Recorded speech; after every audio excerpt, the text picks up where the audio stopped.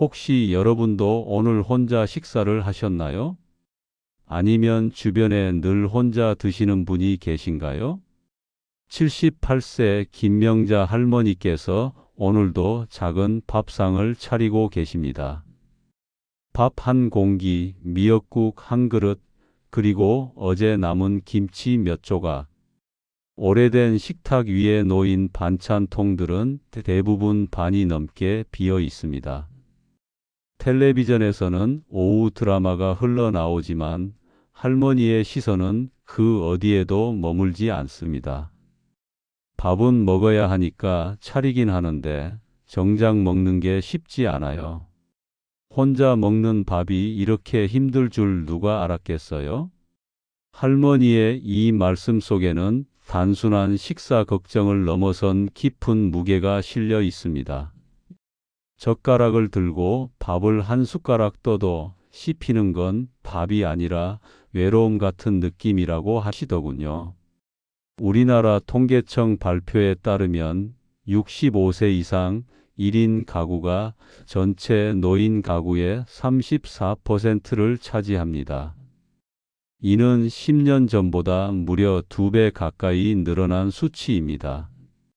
이 수치 뒤에 숨겨진 건 바로 이런 외로운 밥상들이 아닐까요? 프랑스의 철학자 알랭 드 보통은 이런 말을 했습니다. 사람은 빵으로만 사는 것이 아니라 누구와 그 빵을 나누느냐로 산다고 말이죠. 이 말이 우리나라 사람들에게는 더욱 깊게 와닿습니다. 왜냐하면 우리에겐 밥이 단순한 음식 이상의 의미를 갖고 있기 때문입니다. 솥밥을 먹는다는 말은 가족이 되고 동료가 된다는 뜻이었고, 밥 한 끼 하자는 말은 마음을 나누자는 초대였습니다. 우리 어머니들이 밥은 먹었니? 라고 안부를 묻는 것도 단순히 식사 여부를 확인하는 게 아니라 너는 잘 지내고 있니? 누가 너를 돌보고 있니? 라는 깊은 관심의 표현이었죠. 그런데 지금 명자 할머니의 밥상은 어떤가요? 벌써 7년째 혼자입니다. 남편을 먼저 하늘나라로 보내드리고 딸은 부산에서 자영업을 하고 아들은 미국에서 직장 생활을 하고 있습니다.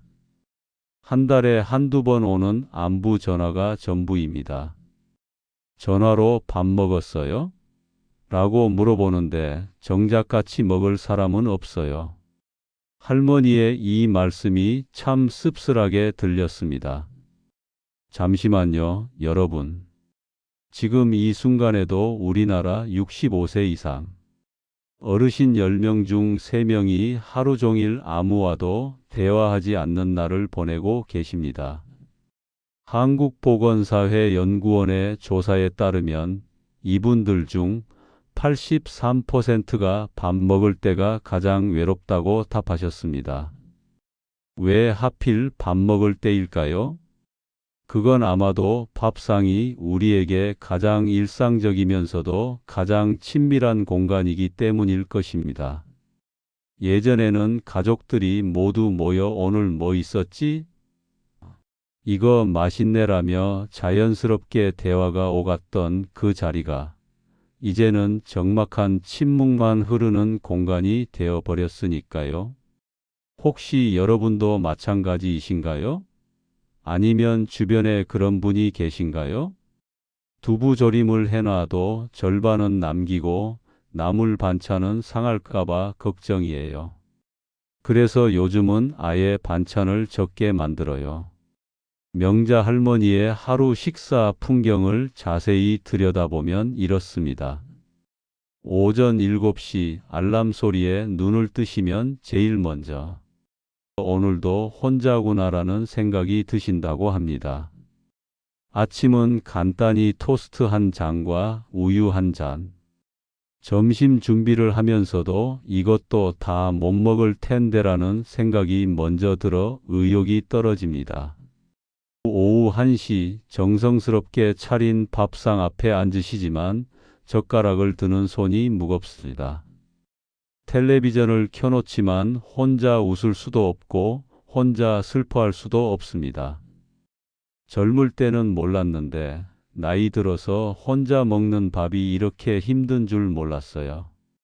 밥을 씹으면서도 내가 뭐 하러 살고 있나 싶을 때가 있어요. 저녁 시간은 더욱 적적합니다. 6시가 되면 예전 같으면 가족들이 하나둘 들어와 오늘 뭐 해 먹었어? 하며 푹적거렸을 시간이니까요. 이제는 그 시간이 가장 조용합니다. 가끔 이웃 할머니와 마주치면 밥은 드셨어요? 라고 안부를 묻지만 정작 함께 드실 기회는 없습니다. 서로 바쁘다는 핑계로, 서로 부담스럽다는 핑계로 말이죠. 그런데 여러분, 정말 혼밥은 외롭기만 한 걸까요? 요즘 젊은 세대들은 오히려 혼밥을 즐긴다고 합니다. 혼자만의 시간을 오롯이 즐기고 타인의 시선에 신경 쓰지 않고 자유롭게 식사할 수 있다는 장점 때문이죠. 그렇다면 나이가 들어서도 혼밥을 다르게 받아들일 방법은 없을까요? 며칠 전 명자 할머니께서 동네 주민센터 게시판에서 발견한 작은 전단지 한 장이 이 모든 것을 바꿔놓게 됩니다. 어르신 무료 중식 제공 사랑 밥상 모임 월요일부터 금요일까지 오전 11시 30분. 할머니는 무려 3일을 고민하셨습니다. 괜히 민폐가 되는 건 아닐까? 나 같은 사람이 가도 될까? 혹시 종교 활동을 강요하는 건 아닐까? 하는 걱정들 때문이었죠.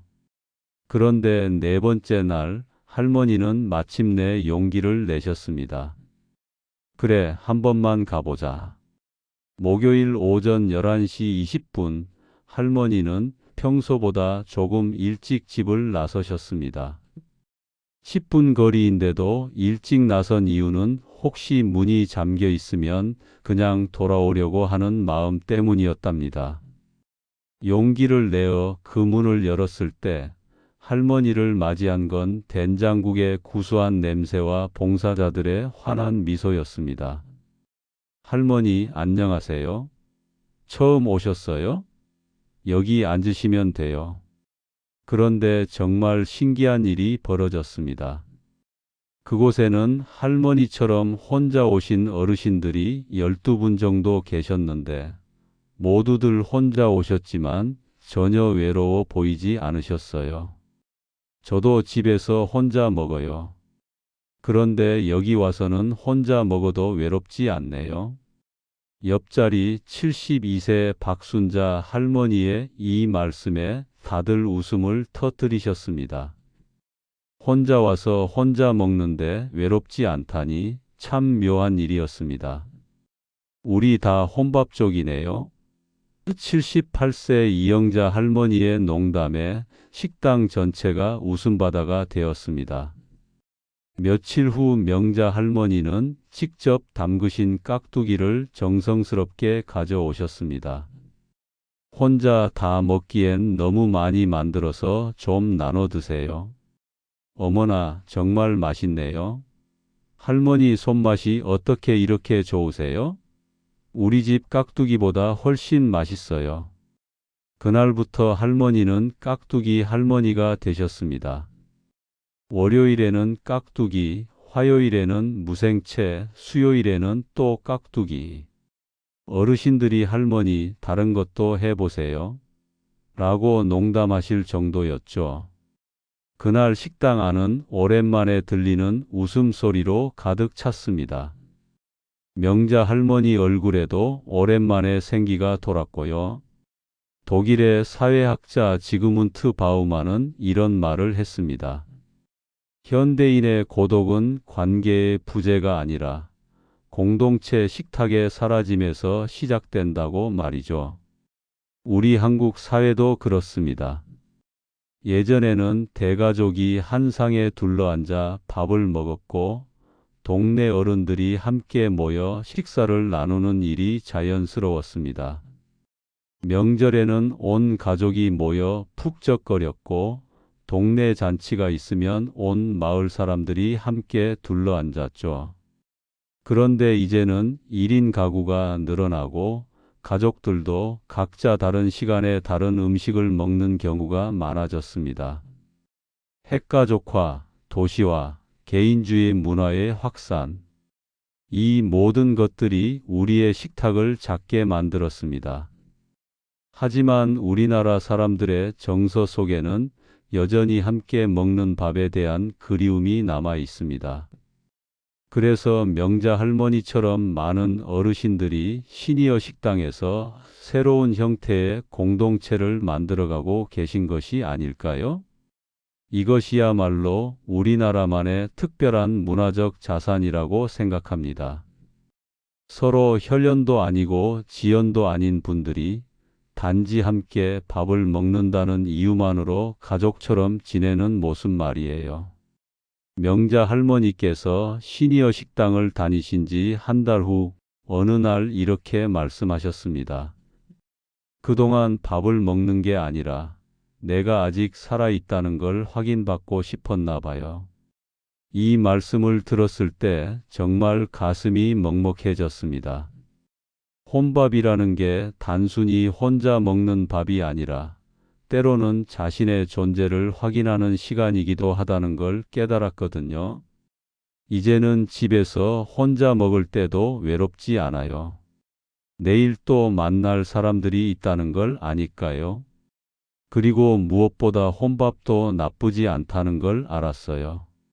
할머니는 이제 혼밥에 대한 새로운 철학을 갖게 되셨습니다. 혼자 먹는 밥도 괜찮아요.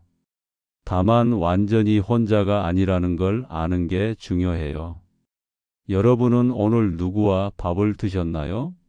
혹시 혼자 드셨다면 어떤 기분이셨나요? 명자 할머니의 이야기를 통해 우리는 중요한 깨달음을 얻을 수 있습니다.